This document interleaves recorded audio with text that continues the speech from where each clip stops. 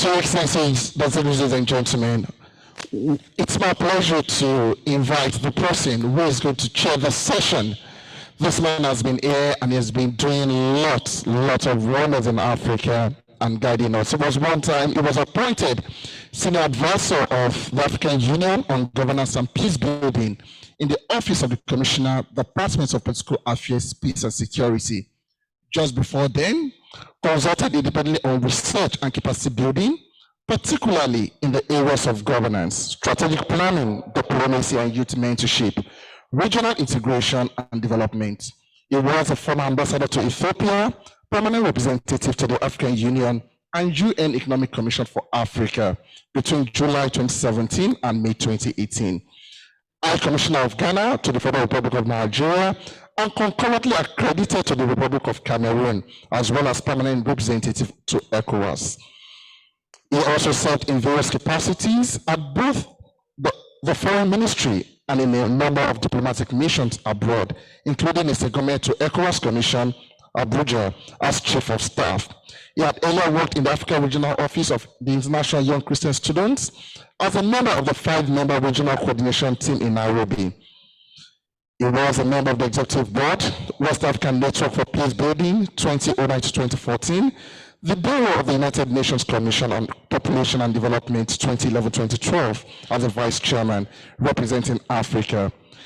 He is a member Board of Directors, Forum, Paris, and he is currently a Fellow of the Society for Peace Studies and Practitioners, SPSP, Nigeria.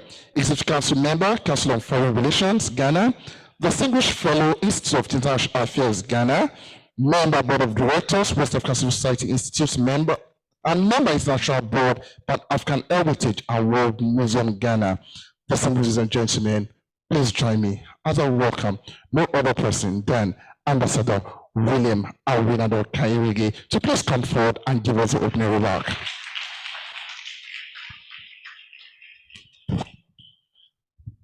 Thank you so much. I'm in the spirit. While I was trying to pick what I was going to wear, I was thinking of white, but God led me to the fact that you're wearing black, so I'm also wearing black. Please ask the for me once again. Thank you, my brother. You made me to begin to feel like you were reading my obituary. I'm a bit allergic to that. But on a serious note, on behalf of the organizers, I would like to welcome you all, fellow Africans, as our MC aptly put it. I used to introduce myself in ECOWAS as coming from northern Ghana and southern Burkina Faso. And the other day, when we were doing elections here in Nigeria, or election observation, I introduced myself as coming from Buruburu Phase 5, Kenya, and got President Uhuru laughing all the way. So we are all Africans. And the focus today is on West Africa. They say only the best comes from the West. May this event lead us to that, because as at now, we cannot say that. Good. Thank you, Nana, for supporting me. I bring you greetings from Ambassador Bankole Adeoye, the first Commissioner for Political Affairs, Peace and Security. As you know, before we had two different departments, Political Affairs Department and Peace and Security Department, merged. And he is the first commissioner to occupy that combined department. And I should also quickly add that, he emerged the best in terms of the interview process, with all the 55 countries voting for him, unprecedented. So that is your brother and son who sends you greetings. But he's not wearing a very easy hat, as you know, and that is the reason why we are also here. And I'm also hoping that the outcomes will help to build synergy with what is being done in the African Union. The current trends on our continent, and particularly West Africa, makes our region a mega hotspot. West Africa has become a mega hotspot. We have other hotspots, but ours is the mega hotspot. And I was just having a chat with our brother, Professor Prempeh. The problem is not the challenges in the region, the Sahel. It is how we respond to them. Because challenges are opportunities. And hopefully this discussion will help us to move towards that. We have civil society organizations like ROPA, based in Dakar, very unique in terms of bringing on board rural people into our governance mechanism. And let me recall quickly how the then president of ROPA saved my life in Berlin when we were being put under pressure to sign this economic partnership agreement. Our ministers of trade in West Africa said, don't push us. ECOWAS said, don't push us. And we went for this meeting together with this brother of mine from Senegal, and he spoke before me and said, you are promoting democracy, we support you. But when the people of West Africa tell our leaders, don't sign, please respect democracy. And that helped me not to overshoot my mouth, because I was boiling when I was listening to this minister who was speaking at the time. We talk about other West African bodies. WANEP came and occupied a very critical niche in West Africa, and uniquely in the whole of Africa, you have a CSO that ECOWAS has outsourced its early warning mechanism to. Unfortunately, when they were beginning, we were creating WACSI, and some of the elements in WACSI were trying to take away that responsibility from WANEP. Thank God it didn't happen, because WACSI started on the wrong footing and is still walking on the wrong foot. Again, may this discussion here help us. And thank goodness WADEMOS has emerged. And the hope is that WADEMOS will do that which WACSI is unable to do. My brother from Media Foundation also has a niche and is doing a lot. And he knows a lot about this story of WACSI that we experienced together in the last couple of years. WACSI, of course, is also here in West Africa for capacity building.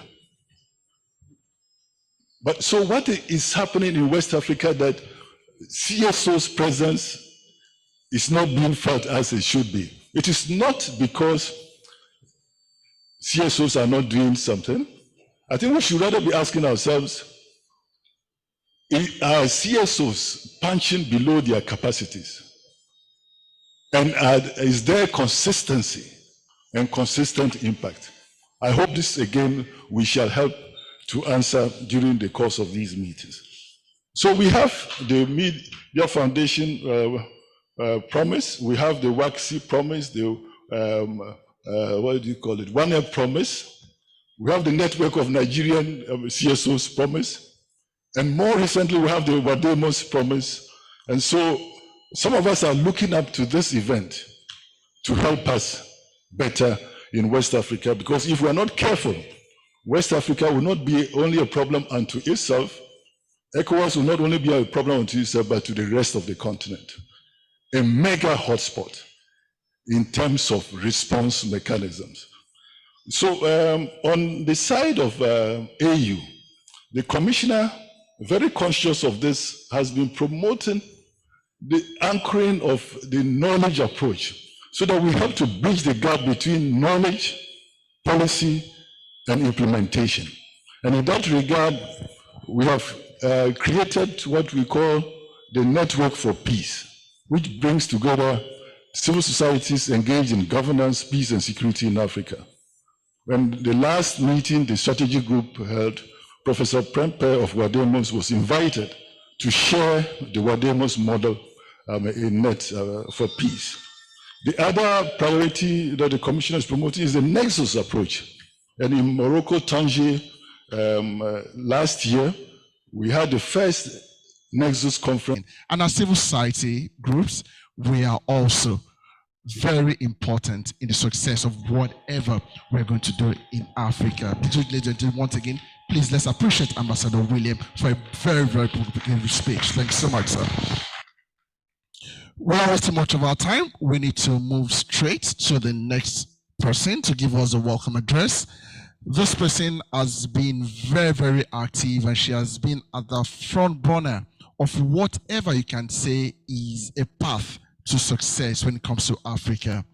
She is the director of the West Africa Civil Society Institute, has worked with and within the civil society sector for the past 24 years, and is a passionate advocate for sustainable development in Africa, with the full participation of an effective, efficient, influential, and sustainable civil society.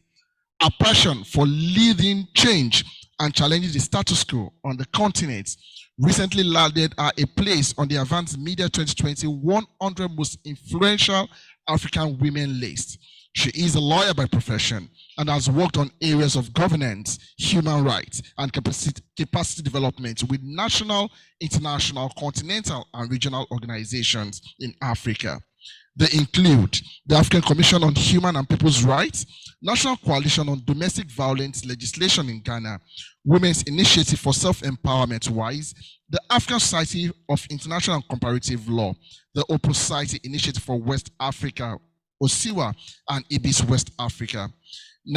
She has served as a member of a number of public service, corporate and non-profit boards, including the Graphic Communications Group Limited, Ghana, the Ghana Legal Service Board, Ghana News Agency Board, and a subsidiary of the Graphic Communications Group and the board of the International Society for Third Sector Research. She currently serves on the Management Committee of the University of Ghana School of Law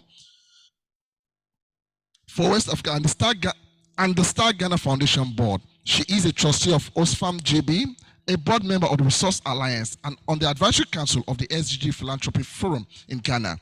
She is also a member of the Ghana Bar Association, the Pan-African Lawyer Union, the African Women Lawyers Association, and the Network for Women's Rights in Ghana. She is an alumni of the University of Ghana, Faculty of Law, the Ghana School of Law, the Columbia University Human Rights Advocates Program, and the New York University School of Law. Please join me as I welcome the Executive Director of the West Africa Civil Society Institute, Nana Afadzinu. Thank you for that beautiful smile. You're most welcome. Thank you very much. Thank you very much, my dear brother. Okay, thank you.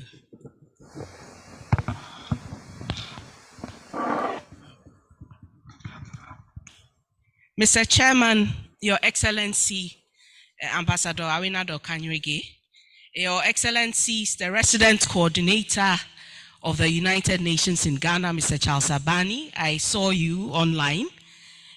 Representatives of the ECOWAS Commission here present, esteemed civil society comrades in West Africa, Africa and internationally, respected members of the media, distinguished ladies and gentlemen here physically and joining us virtually. On behalf of the West Africa Civil Society Institute and our cherished partners, because this is not a WACSI initiative only, we have other partners who have joined us in this effort, and I think it is important to mention, including WADEMOS and the Ford Foundation, from whom you would hear soon from. It is my privilege and honor to welcome you all to the West Africa Civil Society Week 2023. We are in very unusual times. If I was standing here 10 or barely 8 years ago, we would be looking at discussing threats to civic space in West Africa, considering terrorist threats, resource constraints, the lack of support to civil society, the weakening civil society front, concerns with unconstitutional changes in governance, weaponizing legal systems, and ECOWAS's seeming non-responsiveness to these concerns. And all these are still matters that exist and need attention. But we stand today teetering at the edge of a cliff, one that a slip could cause us to plunge into war in West Africa. This is not a civil war where ECOWAS needs to intervene to save lives of citizens and restore peace and security like it was in Liberia and Sierra Leone. No. It would be a military intervention into a country in West Africa to remove a junta or junta that has taken over the reins of governance through coup d'etat. Even more disconcerting is the fact that this would be the 4th successful coup d'etat in the region within the span of time that I've mentioned, with Burkina Faso, Mali, and Guinea all going this route, and with one failed one, supposedly, in Sierra Leone. This time, though, it is not the citizens that are clamoring for ECOWAS's intervention, but there is rather seemingly mass citizen support for the coups. This time, geopolitical developments have a massive influence, and citizens seem to have taken sides with external interests. And one is not too sure which war and in whose interests ECOWAS will be fighting if it intervenes. It's not that clear. Civil society and the enhanced and strengthened civic space that we advocate for to ensure sustainable development through good governance, transparency and accountability, social, economic and political development, inclusivity and participation, social justice, social accountability and social protection, gender equality and non-discrimination, all to ensure peace and prosperity in West Africa, is under a major threat. And we, as civil society, are in a dilemma. To be very clear, we want democracy and good governance. We oppose coup d'etats and prefer constitutional rule and good electoral governance. Those are our principles, and we have stood for them, we have fought for them, but even more fundamentally, we, being West Africans ourselves, stand for and stand with the people for our peace, security, prosperity, and collective well-being. But in a climate where citizens have demonstrated opposition to what seems ideal because they have not benefited from democratic dividends, and even in countries that do not face these governance upheavals, there is growing apathy. The questions stare at us. Whose democracy has it been? Who are those that are benefiting from the system that we currently have? Whose interest is it serving? And what does it mean for us, for our civic space? And really, whose side are we on? Civil society has itself changed, and we now have different movements and groupings, many of which have so much to offer, but are not part of the fold. There's an intergenerational gap that could be closed to enable more impact, to enhance the civic space. We are in a technology age that offers huge potential in spite of the disinformation, misinformation, and cybersecurity issues. How do we take advantage of it and quell the weaponization of it? How do we build solidarity to take back and restore the civic space that belongs to the peoples of West Africa to enable the sustainable development that we so desperately need in our countries? How do we break out of the projectized mode of engagement, breaking out of the siloed mentality of doing things and looking at the bigger picture and what we can achieve together, maintaining our identities, but still working in concert towards mutual goals? We still face resourcing issues. COVID exposed the weaknesses of our institutions.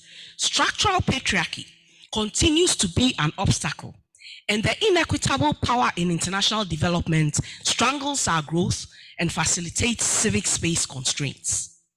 ECOWAS, once our beacon of hope amongst the regional economic bodies on the continent, a pace setter and norm setter, seems to have lost the trust of its citizens and waned considerably in moral authority. We want our ECOWAS back to what it promised to be. That ECOWAS that wanted to be one of peoples and not states. This week affords us a rare opportunity for deep reflection, honest and bold discussions, sharing and also learning, finding ways to strengthen our solidarity, use current platforms like WADEMOS, inquire and deliberate on how to strengthen our engagement with ECOWAS and make functional already approved mechanisms like ECOWAS's ECOSOC. What is happening to that one? and look at ourselves again in the mirror as civil society in West Africa. The Civic Space Resource Hub is a tool for us. It is a tool. We will hear more about it this week, the different opportunities that it affords, and also see how we can make it work better for us in these times. And I want to take this opportunity to thank Spaces for Change for our partnership on this hub so far, the Ford Foundation that has proven to be a reliable partner, not only on the Civic Space Resource Hub, but for civil society in West Africa for many years. And WADEMOS for coming on board to support our gathering this week. It is my hope that this will be the beginning of many more such weeks for us in the coming years, and that we will own it as civil society. Next year, I hope that we'll be talking about more partners coming on board with different resources to really make this a space that belongs to us, civil society in West Africa, for us and the peoples of West Africa, and for the redemption and sustenance of a strong, open, and empowering civic space. Thank you very much and welcome once again. Please begin to better than that. Let's appreciate that again.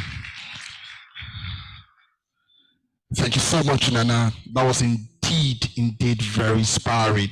And for civil society groups, I know we're charged to take advantage of what this platform is providing us. Once again, Madam, I want to salute you and I want to encourage you that you are indeed a shining light for West Africa and to Africa at large. So thank you so much for being there. Please let's appreciate that once again. Thank you so much. Your Excellencies, distinguished and gentlemen, this program cannot come into play without the support of some of our partners. And this time around, a name will always ring bell when it comes to democracy, sustainability in Africa, and that is Ford Foundation. Representing them this morning here, I have somebody who is simply known as Chichi. I like that. She is a regional director in the Foundation's Office for West Africa. She oversees all the Foundation's grant making in the region and leads the team to promote human rights, democracy, and social inclusion in West Africa. I think she deserves a round of applause. That's a beautiful one. She has over 20 years experience leading a variety of country offices in Nigeria for a range of the international development organizations. In this capacity, she has devised strategies, led offices, managed diverse set of staff, and engaged within regional and global organizational settings. Our work has covered a variety of topics, from improving governance and reducing poverty to advancing transparency in the extractive sector and furthering women and girls' empowerment through engagement with civil society as well as the public and private sectors. Prior to Ford, Chichi was country director of TechnoServe, an international NGO that provides business solutions to poverty with women at the heart of the work. Before this role, she was country director for Water Aid in Nigeria, where she provided grants to CSOs to advocate for improved access to water, sanitation, and hygiene services, and strengthened civil society networks, including one focused on journalists dedicated to telling watch stories. Prior to this, she led Girl the Effect, the initiative of the Nike Foundation, focused on girls' empowerment, and served as country director for Oxfam Nigeria.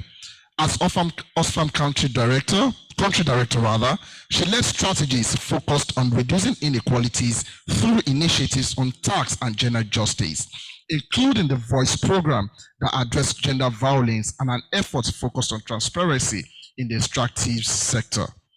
Earlier in her career, for 5 years, Chichi was deputy program director of an European Union project focused on reforming public sector institution service delivery through more efficient and effective management of public finances, budget reform and accountability in 6 Nigerian states through engagement with civil society networks. For 6 years, she was also West Africa Director for Ashoka Innovators for the Public, with a focus on advancing social entrepreneurs in Nigeria, Ghana, Cote d'Ivoire, and Mali. Chichi has a PhD in sociology, specializing in gender and development from University College Cork, Island, and BS in Sociology, Anthropology from the University of Nigeria, Nsukka. She is a founder of the South Saharan Social Development Organization, a board member of the Civil Society Legislative Advocacy Center, and African Policy Advisory Board member of one of the campaign. Your Excellencies, distinguished ladies and gentlemen, permit me to welcome to the mic this morning Catherine Chinedu Aniagolu-Okoye, Regional Director of West Africa Ford Foundation. Thank you so much, ma'am. That was really a wonderful opening address. Thank you. So I'm going to start by saying I'm really delighted to be here today.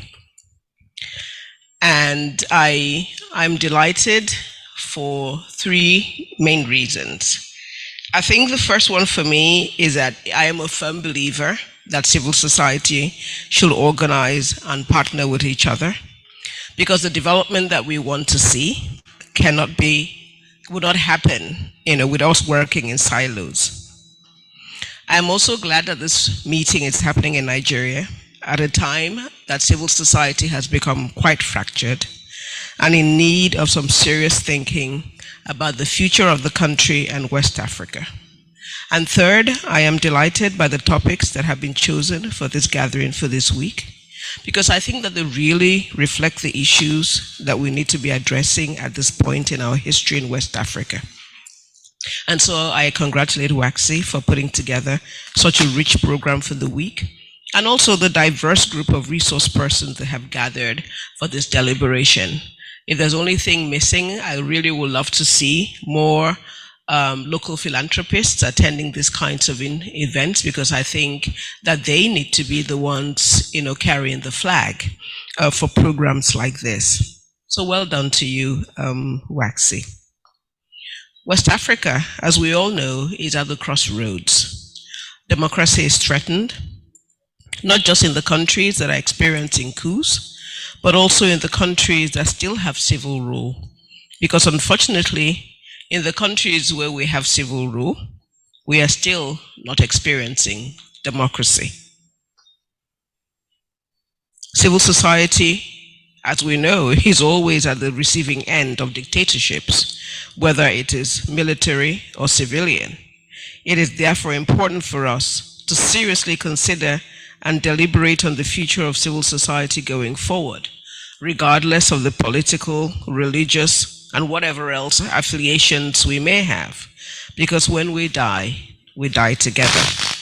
Dictators, unfortunately, don't really care about their supporters. They only care about what will keep them in power. In fairness, democracy is not the only thing that is plaguing us in West Africa at this time. We are also plagued by poverty, economic downturn, gender inequality, lack of education, food insecurity, and so on.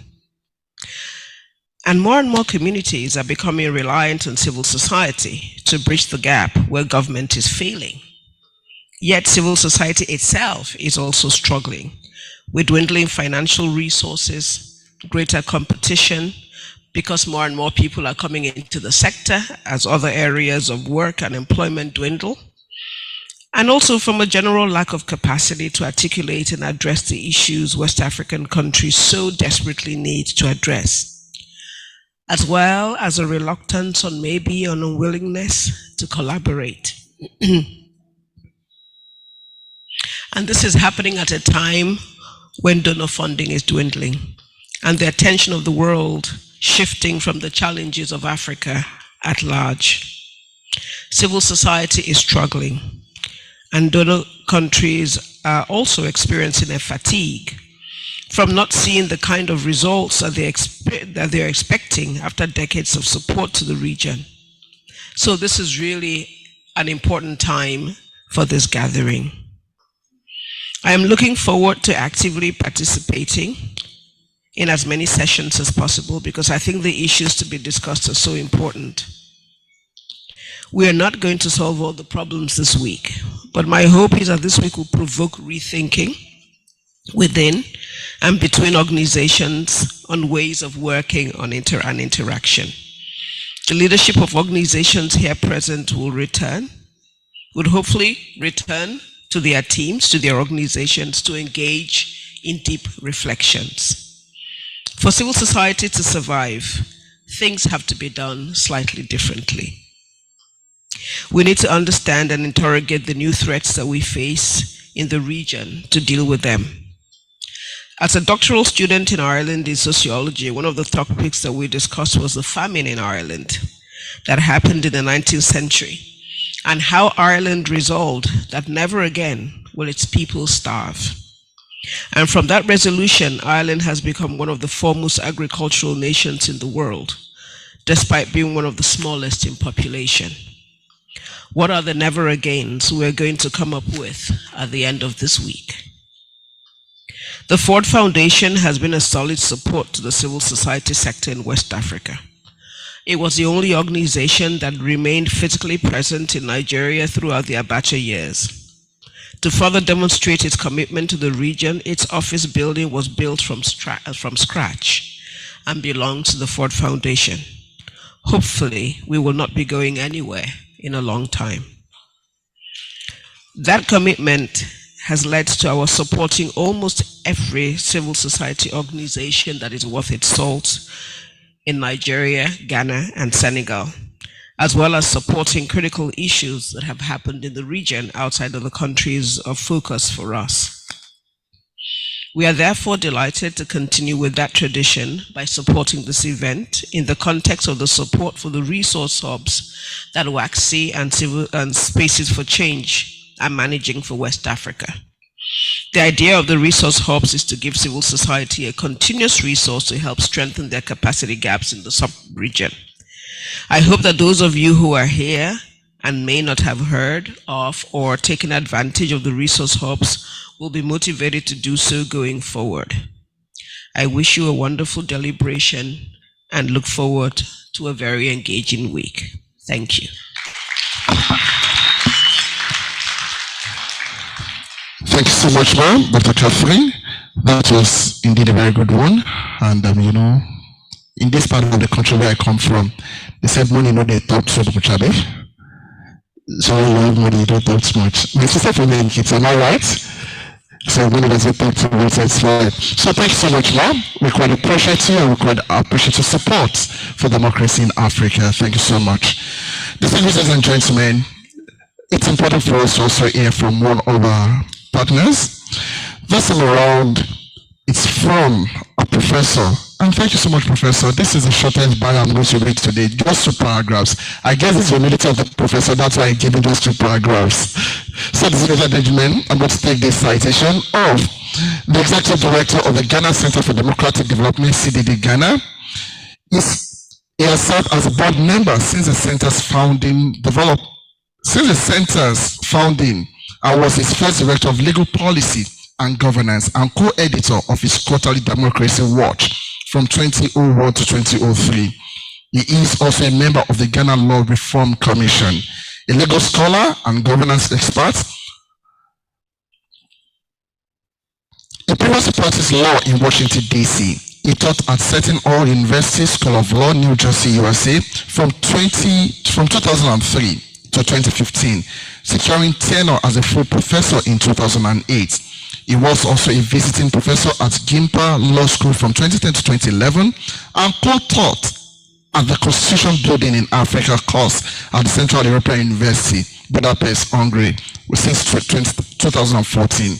He was conferred a Reagan-Fassel Democracy Fellow at the National Endowment for Democracy in 2011 and also served as a constitutional advisor to the UN Special Envoy to Yemen.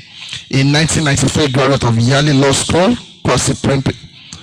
In 1993, graduate of Yale Law School, he holds a master's degree in business administration from Baylor University, Texas, USA, and a bachelor's degree from the University of Ghana. Join me as I welcome the very humble Professor Henry.K. Prempeh. A round of applause for him.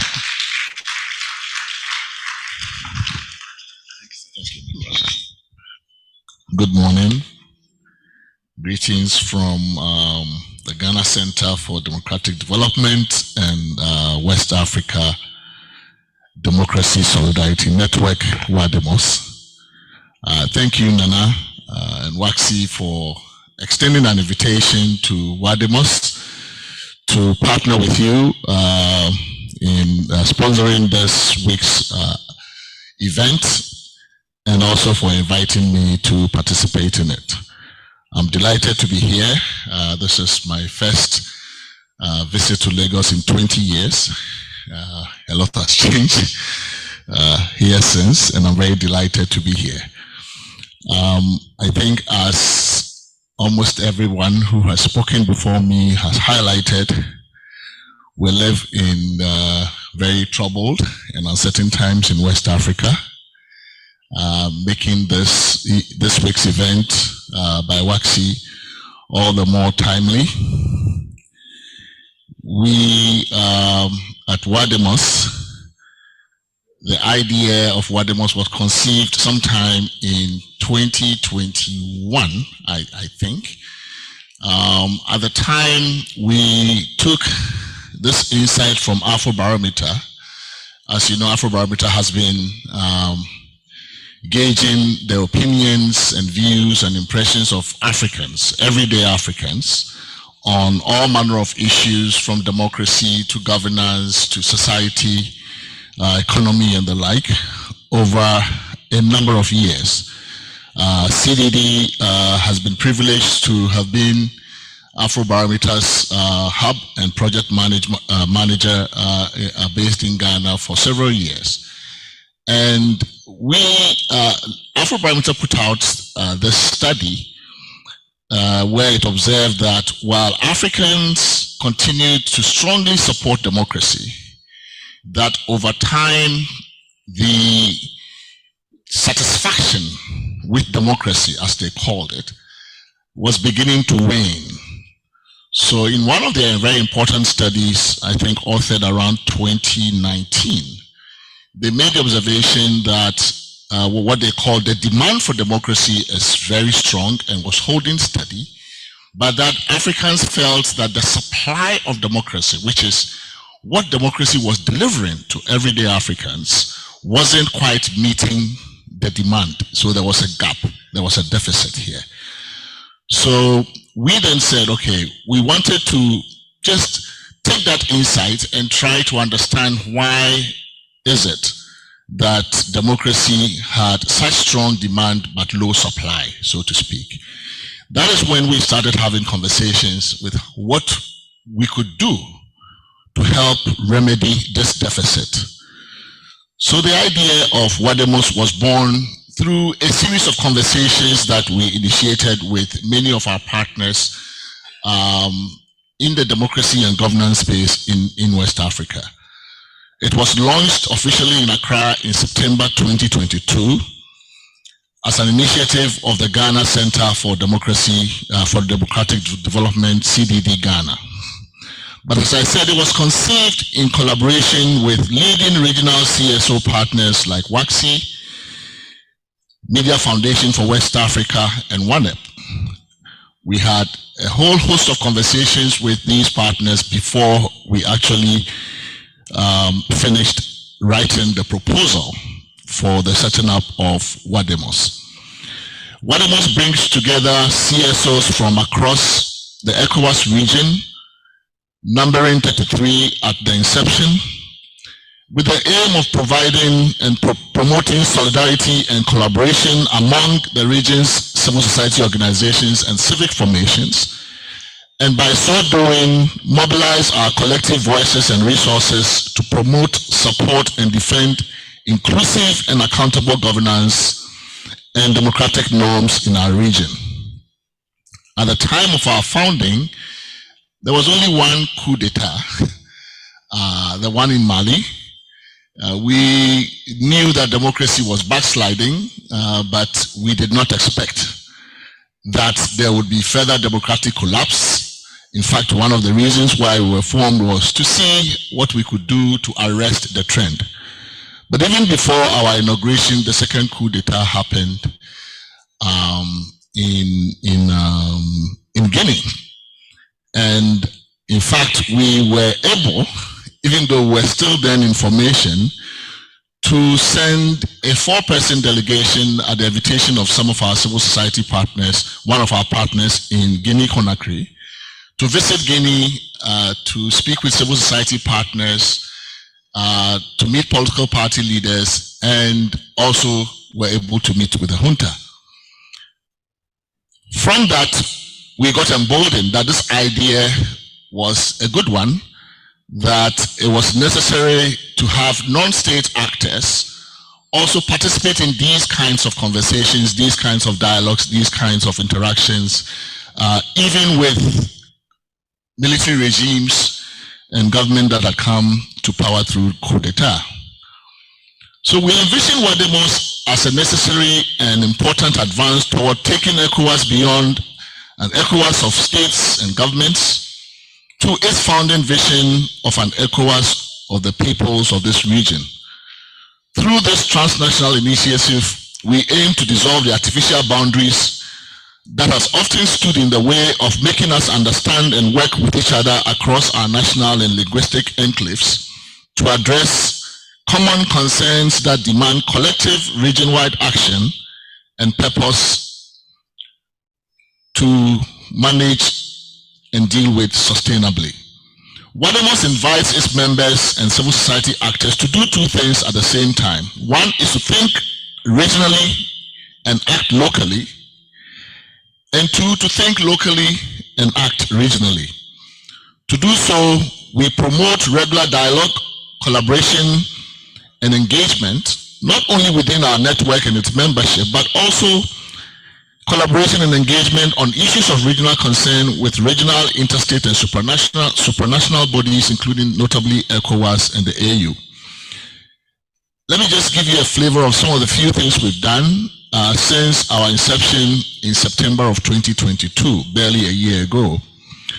We have convened both in-person and online meetings in and outside Accra on recent political developments in Mali, Guinea, Burkina Faso, and Senegal. We commissioned in-country expert reports and presentations on the transition processes in Guinea, Mali, and Burkina Faso. We have sent pre-election and election day solidarity missions to support our members involved in monitoring elections in Nigeria, Sierra Leone, and currently in Liberia, in connection with the respective national elections in those countries. We have supported and partnered with member CSOs, including Media Foundation for West Africa and WACSI, to organize important events and activities or implement projects in the region. We have also helped colleagues at risk in their home countries with safe passage and temporary sanctuary in third countries. We did that most recently following the elections in Sierra Leone. So we really come on board at a time when we think this kind of solidarity, cross-country solidarity within civil society, is very much needed. As I think Nana mentioned, we have tended in the past to operate in silos. Many of our CSOs are very focused on their local country-specific issues, and those are important. But we believe that the challenges that we face need this kind of hand-holding across countries, disregard of basically linguistic divides. If our heads of states and governments are able to talk and do business without respect to those language obstacles, we, especially at the people's level, at the people-to-people, citizen-to-citizen level, ought to be able to do that even more. And we are happy that since we started to do this, we've discovered that those barriers are actually quite artificial and very quickly disappear the moment you start tackling them. So we are very, very glad that we are partners with civil society organizations like WACSI and WANEP and Media Foundation for West Africa. We hope that we are here to stay and work collaboratively with these various partners and other national civil society organizations, and to contribute our quota to helping to solve the challenges that this region faces. We did not come in thinking that we would have all of these challenges. Unfortunately, since we appeared on the scene, many more challenges have been thrown at us, but we think with support of partners like WACSI, WANEP, Media Foundation for West Africa, other organizations in Senegal, in the various countries, that we'll be able to help overcome these difficulties. I wish us all very fruitful deliberations this week, and I look forward to some insightful learning as well for us back in Ghana. Thank you.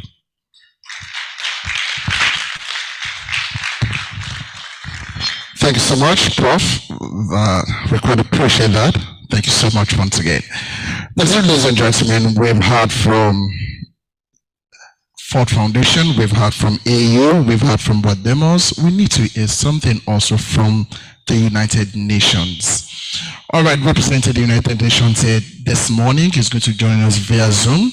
I have the pleasure and the honor to read the citation of a seasoned international development practitioner.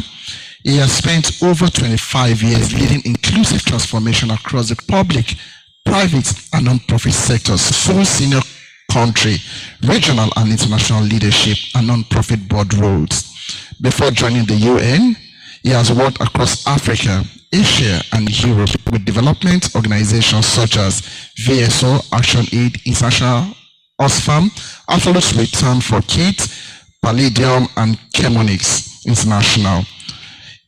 His works has contributed thought, programmatic, and management leadership in multiple sectors to address poverty, accelerate growth and prosperity, strengthening peace, resilience, and inclusion, as well as capability across diverse stakeholders, fostering transparency and accountable partnerships and sustainable solutions. As UN Resident Coordinator for Ghana, it provides strategic leadership for the Center UN Development Systems work to support the government and the people of Ghana as they work towards their ambition to achieve self-reliance, the UN Sustainable Development Goals, and the African Union's Agenda 2063. From the Federal Republic of Nigeria, he holds a BA in History and Archaeology from the University of Nigeria, an MSc in Political Science from Ahmadu Bello University, Nigeria, and an Executive Management Certificate from Oxford University in UK. Join us and welcome His Excellency Charles Abani. If you can hear me now, let me just make a few comments, and let me just start out by saying, Chairman, ambassadors, all protocols observed. I'm sure this is not a space where we spend huge amounts of time discussing this. It's obviously a privilege for me to be able to be a part of this, and I regret that I wasn't able to come because of other conflicting commitments in person. And so a huge congratulations for convening this important event at this important time. A huge shout out to all the numerous friends that I have in the space who it would have been great to catch up with. And almost in a sense, a great place to be, because listening to all the speakers who came before me, I think the issues are well laid out. So I think perhaps a word from the UN. I think the UN itself and multilateralism is in crisis. And I think the importance and role of civil society as part of that partnership in SDG 17 has never been more important. And so a forum like this in the new arena where contestation is happening, which is the Sahel and West Africa, is extremely important. So instead of making more of a speech, let me just share a few reflections as we delve into 3 exciting days put together by WACSI and partner organizations such as Ford and Open Society. The first is that it is a tighter time that we live in, and clearly as the arena has shifted for these contestations into the space in which we live, while we work on the crisis, let's not also forget that we have made numerous successes, and I think some of the speakers before me have spoken about this, and that we should build from what we know as we go into what may be a complex and uncertain future. The second point is that the landscape is changing quite dramatically, and I think that if we are going to be impactful as civil society, we need to use this forum to actually step back, reflect on what changing spaces there are, and how we need to be and who we need to be in civil society in order to play that role more effectively. And so how we understand the space and how we fill it and collaborate with others and potentially actors whom we do not normally collaborate with will be quite important. The space is changing, and we characterize it with the term shrinking space.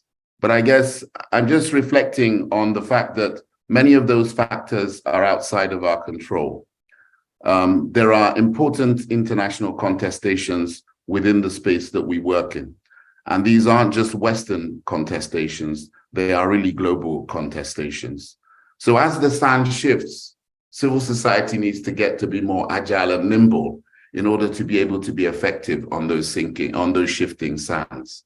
And the kind of stance that you would have on solid ground are probably not the stances that we need to hold if we're to engage in this contest.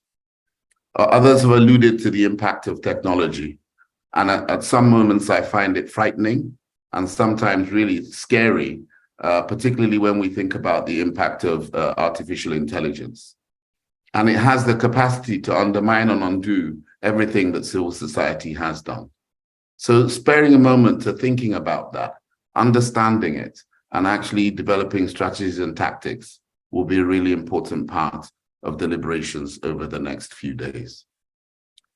The changing role of institutions is also going to be important. As we sit here and speak about the crisis in the Sahel, we wonder about ECOWAS.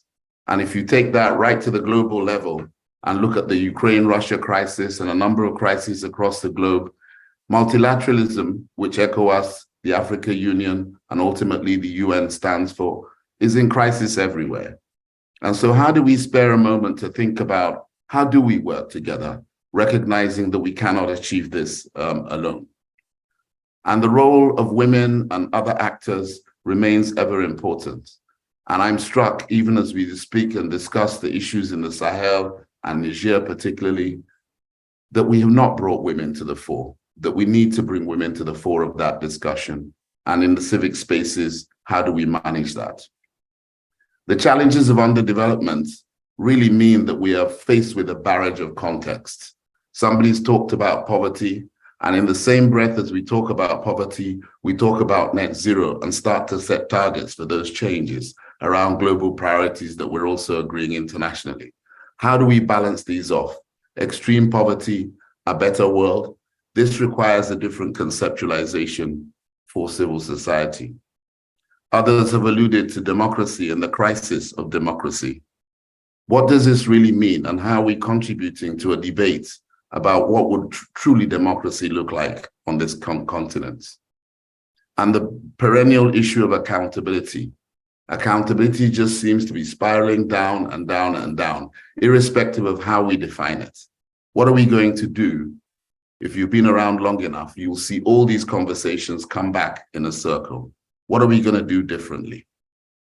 In a world in which corporations and the private sector is getting stronger than states, and we have corporations that are larger in terms of value than perhaps the whole of the African continent, how do we conceive our relationship with the private sector? And internally too, when do we face up to our own challenges?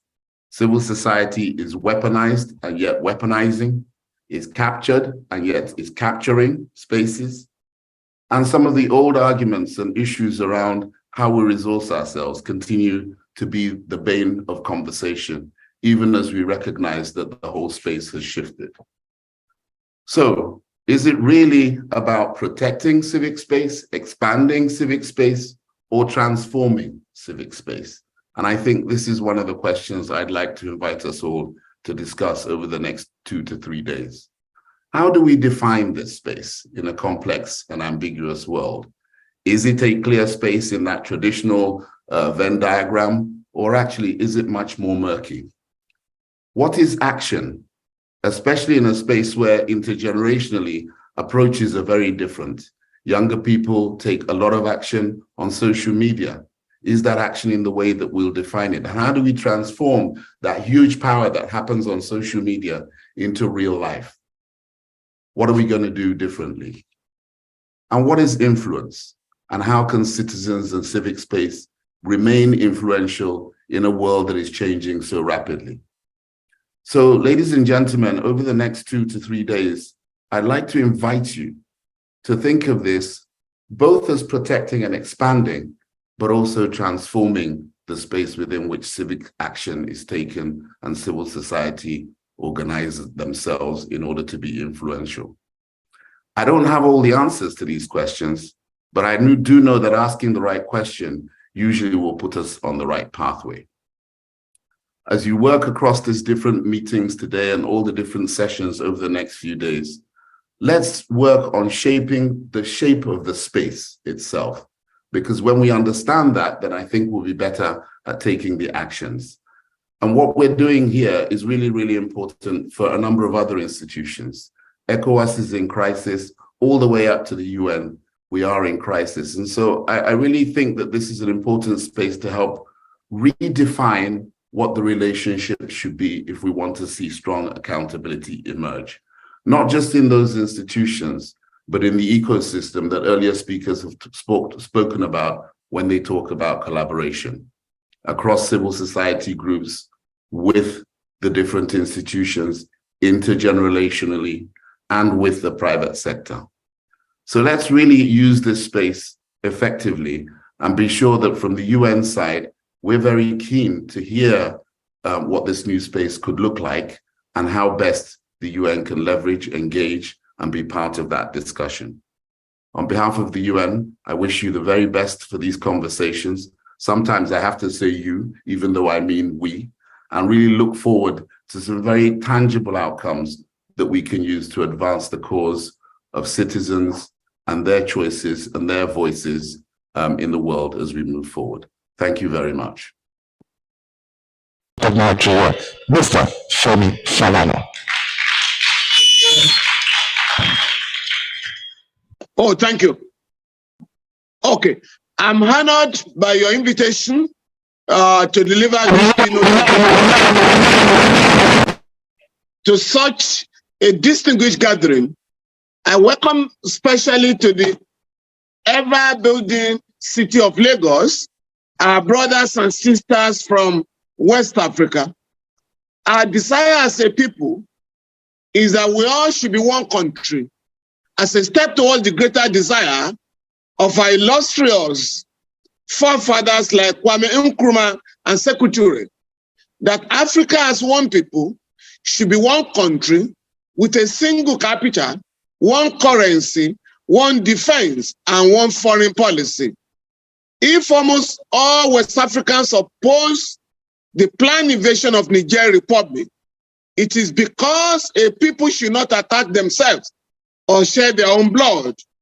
Yes, we do not want military rule primarily because our civil liberties will be curtailed and our development compromised or sabotaged. But who says the alternatives are compromised leaders like Macky Sall of Senegal, who equally curtail our liberties and retard our development, or Alassane Ouattara of Côte d'Ivoire, who carry out coups against the constitution and continue imposing themselves as president after their constitutional 2 terms have been exhausted. We do not accept that the alternative to military rule in Africa are leaders controlled by foreign interests or maintaining presidential policies by the billionaires of foreign powers.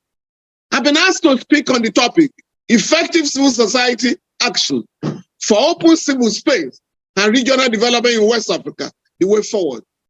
Let me place a caveat from onset that, like the famous Brazilian pedagogue, Paulo Freire, posited, both the teacher and the tutor are learners and they ultimately learn from each other. So I'm also here to learn from your experiences, and together we can work out a way forward. Defining civil society is complex but simple. When states emerged by the amalgamation of communities, they were led by people of means or the powerful. In the feudal era, states were led by the feudalers. And when the capitalist revolution occurred, they were led by those who own capital, the bourgeoisie.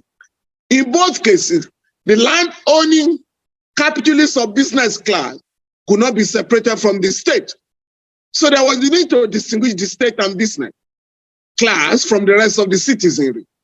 This is the whole idea about non-state actors or civil society. The civil society includes market persons, trade unions, community or faith-based organizations, professional and trade associations. Such associations are usually open with clear membership, and they never really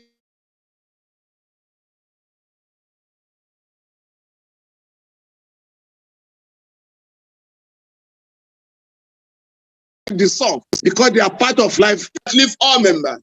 This they are not just associations, but movements such as student movement, the trade union movement, and or labor movement. So although the state arose because it was able to subordinate the civil society, but the latter constitutes such a force that it can call the state to order. In the case of current African states, they mainly came into existence because the colonialists brought their constituency societies together by force. So civil societies are communities in a state with peculiar objectives and working together for common goals in the overall interest of society. However, in the Cold War era, non-governmental organizations striving for civil liberty in supposedly authoritarian states came to be regarded as a civil society. NGOs as inclusive and exclusive of civil society. NGOs across the world have done marvelous work defending civil liberties, pushing the boundaries of the open and democratic space, giving voice not just to the poor, but also the environment.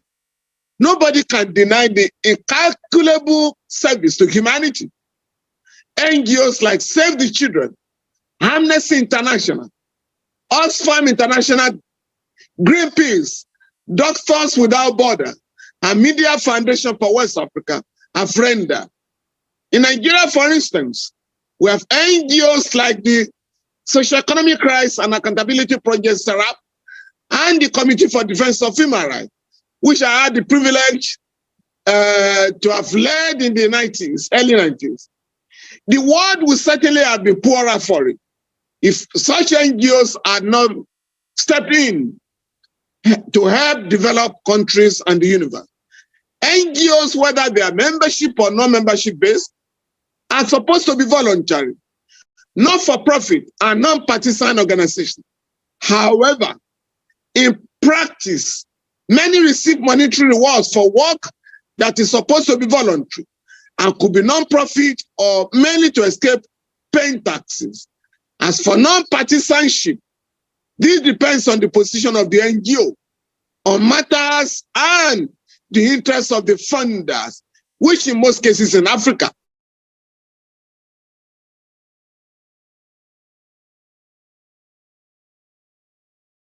are foreign, native to our country. However, the late 1980s, with the Civil Liberties Organization led by Olisa Agbako by SAN, followed by the CDD-Ghana, which I led, they were timely because when the Babangida military junta decided to abort its own transition program by annulling the June 12, 1993 presidential election, and bodies like the trade union sided with the military, it was the coalition of CSOs led by the CDD-Ghana and CNO that took on the junta.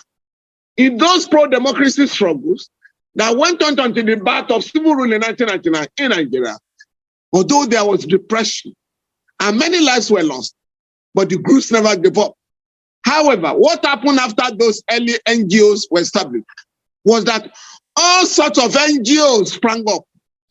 Many of them were nothing but employment centers and proposal-centered agencies willing to do the bidding of any donor. So NGOs became a vogue, and many otherwise conscientious, patriotic, and bright young Nigerians were swallowed in the vortex. And I'm sure that is also the experience in most of our country. Why have NGOs suddenly become less effective in West Africa? One of the most effective NGO in West Africa is the Accra-based Third World Network, TWN, which was part of the international organization, founded in Penang, Malaysia, in November 1984. It dedicated itself to the struggle of the people in the underdeveloped countries, to a fair distribution of world resources and sustainable development. It enlightened organizations and peoples on trade unions, trade issues, the World Trade Organization, economic partnership agreement with the developed world and matters relating to biotechnology. The TWN equips CSOs like the trade unions with tools to struggle for the peoples of West Africa on such issues. A major reason for the TWN's effectiveness and relevance is its focus on issues rather than being swayed by the focus of donors. So a major challenge is for NGOs in West Africa to be focused rather than hop like butterflies from one issue or area to another, depending on the new area of donor focus. Secondly, given the quadrennial cycle of elections in which many donors, including foreign governments, are interested, a lot of NGOs focus on being electoral observers and issuing reports, which may not be quite useful. In some cases, as was in the 2023 general elections in Nigeria, a single donor agency may run scores of NGOs and NGO electoral coalitions. Thirdly, it's a lack of understanding and consciousness. For instance, many NGOs understand democracy only within the context of donors whose interests are the notions of elections, not the content of democracy. So a lot of energy is focused on form to the neglect of content. Yet, democracy that does not lead to good governance or dividends for the people is of no use. If democracy does not lead to development, it may be of no use to the populace. And if it is of no use to the people, or if it further impoverishes the people, the populace will not willingly defend it if it comes under threat. So in some cases, what West African NGOs understand as democracy is advocacy for elections, even if they are fatally flawed. Such NGOs need to understand that even Western democracy has its variants. For instance, France has the cohabitation system with a president sitting aloof over a prime minister who is responsible to parliament. The United Kingdom has its Westminster democracy, in which a person elected by only one of his 650 parliamentarians constituencies can become prime minister if his fellow parliamentarians in the majority party agrees to have him as their leader. So a parliamentarian whom the vast majority of the electorate never heard about, can become the prime minister in the United Kingdom. There is a rather convoluted United States variation in which a candidate with far higher votes can lose the election because of a system of electoral college. For instance, in the 2016 American presidential election, Madam Hillary Clinton, with 65.8 million votes, or 48.2% total votes, lost to Donald Trump with 62.9%, or 46.1% votes, 62.9 million or votes, or 46.1%. So the candidate with some 3 million majority votes lost the elections. If it's about multi-party, why the US has at least 5 political parties? The reality is that power is exchanged only between the Democratic and Republican parties. Secondly, only multimillionaires stand any serious chance of running even for Congress in America. In contrast, China has at least 8 political parties, but in reality, only the Communist Party stands a good chance of winning elections. Campaign that split Africa NGOs. There are campaigns like those of the lesbian, gay, bisexual, transgender, queer or questioning, which split NGOs in Africa along the line of Donald. American churches spent over $280 million on NGOs to promote anti-gay campaigns. Over $20 million went to NGOs in Uganda. In contrast, the United States government announced a $2.6 billion foreign aid in March 2022 to promote gender equality and equity. Some of these, under the guise of checking discrimination among women, is for gays' rights campaigns. Disregard for rule of law by African leaders. Again, I'm talking of why you have coups in Africa now, or in West Africa. Judgment of domestic courts and regional tribunals are disobeyed by government that believe that they are above the law. KEVAD, a member state of the ECOWAS, has insisted that its citizens cannot access the ECOWAS court in Abuja, as it has not ratified the protocol, supplementary protocol of January 2005. Benin and Côte d'Ivoire have withdrawn the declaration, which allows individuals and NGOs to go directly to the African court when national tribunals fail to provide justice to them. Ironically, only Burkina Faso and Mali, that are currently under military rule, have continued to recognize the competence of the African Court on Human and People's Rights to determine allegations of human rights abuse. African civil society organizations should intensify the campaign against massive violations of the human rights of the people by demanding for compliance with orders of municipal and regional courts. In addition, prayer should be mounted on ECOWAS leaders to recognize the competence of the ECOWAS court and the African Court on Human and People's Rights. Urgent need to end tenure elongation in West Africa following the manipulation of constitutions, of national constitutions, to pave way for tenure elongation by elected presidents. ECOWAS leaders proposed to limit the tenure of elected president to 2 terms. In 2015, the Gambia and Togo opposed the proposal.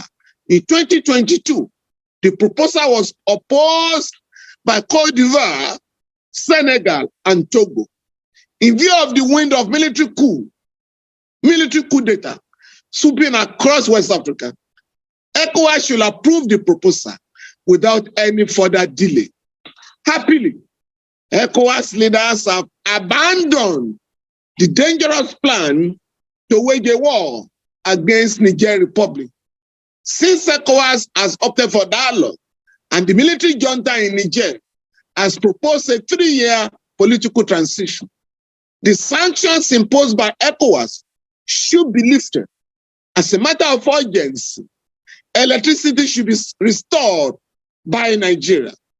ECOWAS and military regimes, ECOWAS leaders should, and all of us too, should appreciate the anti-imperialist dimension of the political crisis in Burkina Faso, Mali, Guinea, and Niger. ECOWAS should support the struggle to end the reckless exploitation of the mineral resources of the 4 countries and indeed other African countries by imperialism. Defiance of France in West Africa, the 30-year struggle by ECOWAS to establish a regional currency, ECO, to promote trade and development in the region has been hijacked by France in collaboration with some leaders, particularly President Alassane Ouattara. France has taken over the responsibility of establishing and even printing the new currency and presenting the other countries in the region with a fait accompli. France is also keeping the new currency attached to the euro and therefore aligning it with the colonial interest, as has always been done with respect to CFA. The implication is that the other 7 West African countries can only join on conditionalities established by France. Of course, many of them will not join ECO. We must therefore take advantage of the current political crisis to launch the ECO as the currency for the region. Those who said Nkrumah was very ambitious when he asked for one currency for Africa, now have euro. So we must think out of the box. Last Friday, the ambassador of France to Niger, Sylvain Ait, was ordered to leave the country within 48 hours, amid rapidly deteriorating bilateral ties. But the diplomat has remained in Niger, despite the deadline, in supporting the defiance of the ambassador. French President Emmanuel Macron has applauded the stand of his ambassador for staying put. Mr. Macron has said, we do not recognize those who have carried out the putsch. We support a president who has not stepped down and beside whom we remain engaged. France should be advised to withdraw the ambassador and not use the crisis to attack Niger. As far as international law is concerned, Niger is a foreign nation, a sovereign nation, notwithstanding the coup d'etat. The attention of President Macron ought to be drawn to the case of Uganda versus Commissioner of Prisons, ex-parte Michael Matovu. It's a 1963 decision where it was said that a revolution or a coup d'etat, once it has succeeded, installs a legitimate government. The way forward, distinguished ladies and gentlemen, my suggestions on the way forward for effective civil society action in the region, including the West African NGOs, should, number one, decide where their primary loyalty lies. I suggest that it should always lie with the people and not donors. 2, take their self-education and consciousness serious, because anybody that seeks to liberate a society should himself or herself have a liberated mind. 3, adopt a Pan-Africanist philosophy by working for the development and unity of African people. 4, know that there is not a single definition of democracy. So just as there is Western democracy, so can there be a distinct African democracy that works for the people and delivers on dividends and indeed development in Africa. 5, we must realize that there are no godfathers of human rights. We are all capable of defending and fighting for basic human rights. So instead of having NGOs defending human rights for our people, we must mobilize our people. We must strengthen them to defend their own human rights. 6, we must oppose all forms of unconstitutional change of government, including tenure extension, whether by civilians or coup d'etat by the military. 7, we must be focused and develop expertise, in particular fields of civil society work, and not just switch focus because donors decide to change their own focus. 8, we must seek ways of independent funding rather than a perpetual reliance on foreign donors. And we must go back to the 70s and 80s when we render voluntary work in the defense of our people. 9, we must campaign that individuals and corporate entities in the region establish donor agencies and trusts like their counterparts in developed countries. 10, we must enlighten states in the region not to see NGOs and CSOs as enemies that need to be sidetracked or conquered. 11, we must lobby governments in the region to assist CSOs as necessary tools for national and regional development by providing for them a national budget. 12, we must establish coalitions among ourselves to put up joint campaigns for the constitutional and fundamental rights of the citizenry, including that to development. 13, we must campaign for the establishment of ECO, the common currency for member states of ECOWAS. 14, we must encourage ECOWAS member states, and indeed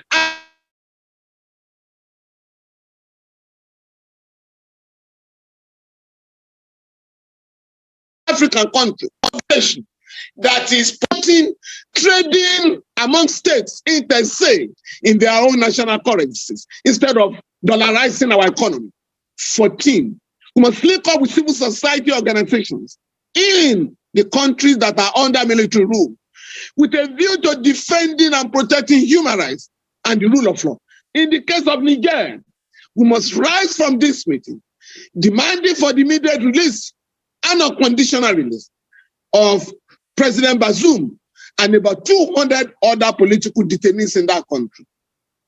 Finally, we must all redefine human rights, rule of law, and democracy to reflect the interests of the peoples of Africa. Right now, what we call democracy is the rule of the rich, what I call plutocracy or bourgeois democracy. What we call rule of law is the rule of rulers and not the rule of law for the people. I therefore wish to thank the organizers of this forum and delegates for this opportunity. Thank you very much. That the message at the top of action has been to touch on all areas that we expected him to delve into.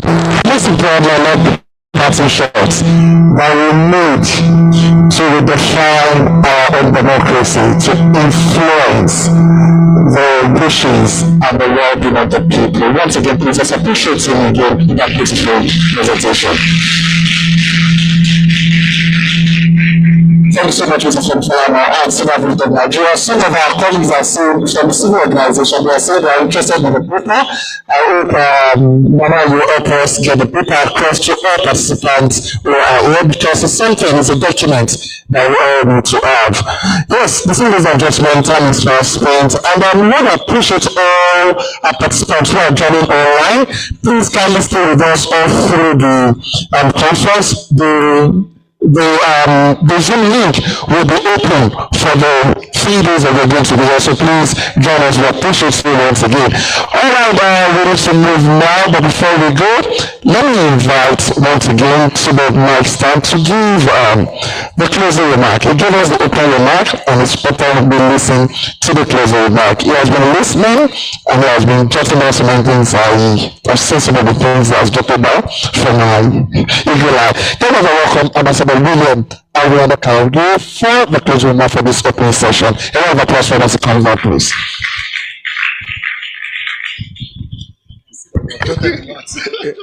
Yes, this has been a very inspiring morning session. I've taken a lot of notes, and if you allow me, let me mention that Femi Falana, our brother, happens to be not only a co-activist in the days of my ECOWAS experience, but also a brother and a friend. As ambassador or high commissioner here in Nigeria, I mean, I prefer to say ambassador because it's supposed to be high commissioner, but an accounting officer in Accra, after I retired, wanted to deprive me of 3 years of stay in Nigeria because my title was High Commissioner, and she thought that High Commissioner is not an ambassador, and I was about to lose some annual payments of 3 years, so I had to educate her, and she needed then to rework my papers for me to get it back. So I'm now shy to use High Commissioner. But talking about Femi, I benefited from this CSO solidarity with Femi. As High Commissioner, first a Ghanaian was in trouble with the law and was detained by the police for investigation. And after a few days, he was released pending further action. So somebody advised him to come in to the High Commission. So I said, immediately I thought of Femi, and I called him. I said, this is our problem. He said, no problem. He was speaking from Lagos. My office in Abuja will handle it. Now, I knew what was likely to happen, because just the name Falana and Falana did the trick, and the guy got off the hook. The second time, we had somebody renting our property here in Lagos, and the rent was 5 years due, for 5 years, almost $1 million, 750,000. And the guy was playing tricks with us, an expatriate. So again, I thought of Femi, and then Femi just wrote one simple letter to him. And within a couple of days, the money was paid. So that is Brother Femi.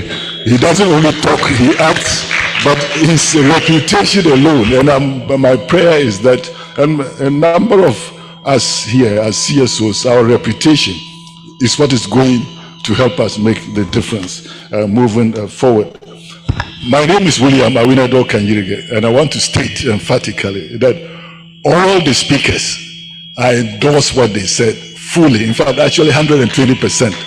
It has been an inspiring moment, and like the request that was made, I'm also waiting for the papers of all the speakers, because my brethren at the AU, they also need to benefit from what I've benefited here. But let me stand on what Femi said, also to say that for Africa to make it with CSO action, this currency thing should not just be echo for West Africa, but an African common currency.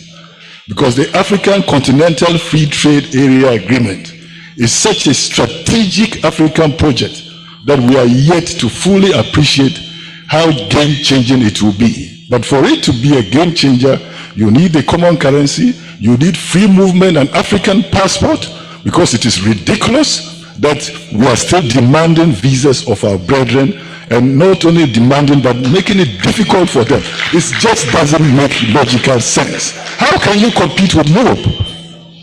In Paris, I would drive from Paris to Germany, and it's like moving from Ikeja to Ikoyi. Nobody's stopping you. And we see it. Africa, what is wrong? CSOs, you can help us. Please put a little heat under the, I'm not saying politicians only, start with the public servants. Put a little heat under our seats. Let it be warm for us to get up and act. Start with the public servants first, not the politicians. The little that I've learned in Ghana and the rest of Africa is that public servants may well be the ones you should pay more attention to than the politicians. There is a lot happening that we're not fully appreciating. So that is the comment I wanted to make. And the second one is, you may have heard of the National Peace Council of Ghana. Have you found out how it came about? It started with CSOs in northern Ghana over certain conflicts.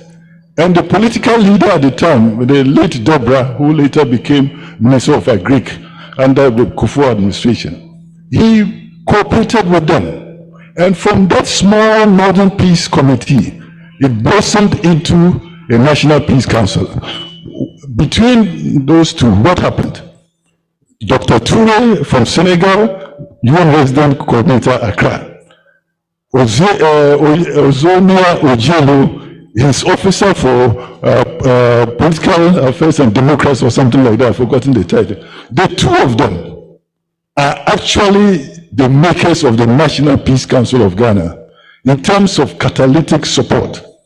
They took this National Peace Committee experience to the national level by engaging, the parliament, and moving to the public side. So under President Kufuor, the current Minister of National Security, who was then Minister for Interior, worked to make it state policy. Subsequently, the successor president, the late Professor Mills, moved it to have a parliamentary act. So look at the collaboration. And that is why I'm also seeing that you have Ford Foundation, we have USAID that's backed one up, when others were not yet on board to support one another. But the Northern Peace Committee had other local CSOs and international aid agencies. I don't like using the word aid, by the way, but I'm compelled to use it, who helped to get it off the ground. So we have the potential to make it as CSOs. And this thought-provoking